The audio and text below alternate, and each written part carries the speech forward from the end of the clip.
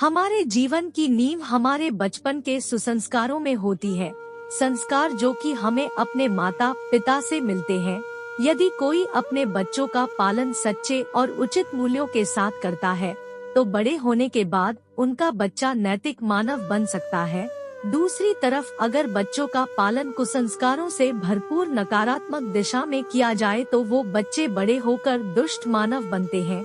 ये कहानी डाकू और उसके पिता short moral story in Hindi उसी के बारे में है।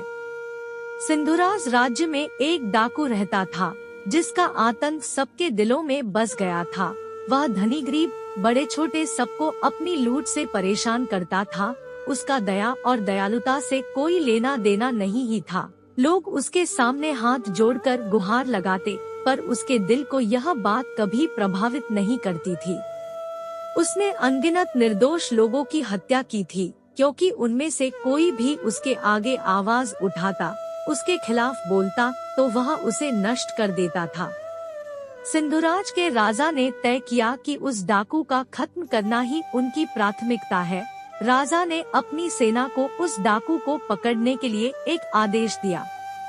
संघर्ष में आखिरकार सिंधुराज की सेना ने उस डाकू को गिरफ्तार कर लिया। डाकू को उसकी अनैतिक क्रियाओं का परिणाम भुगतना पड़ा और राजा ने उसे मौत की सजा सुनाई।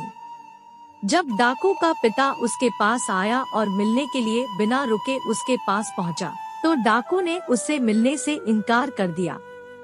इस पर सवाल किया गया तो डाकू ने बताया, बचपन में मैंने पहली बार एक स्वर्ण मुद्रा की चोरी की थी। जब मैंने वह स्वर्ण मुद्रा पिता को देने का निर्णय किया तो उन्होंने मेरी प्रशंसा की और मेरी पीठ थपथ पाई। अगर वह दिन मेरे लिए और भी खराब होता तो शायद मैं आज यहाँ न होता।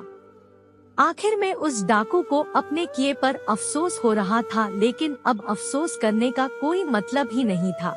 उसे बार बार वही याद आ रहा था कि जब मैंने बचपन में पहली बार गलती की थी तब मेरे पिता ने मुझे को नहीं रोका था। बचपन में दिए गए संस्कारों का हमारे पूरे जीवन में बहुत महत्व होता है और उसी संस्कारों के साथ हमारे आगे के जीवन की नींव तैयार होती है।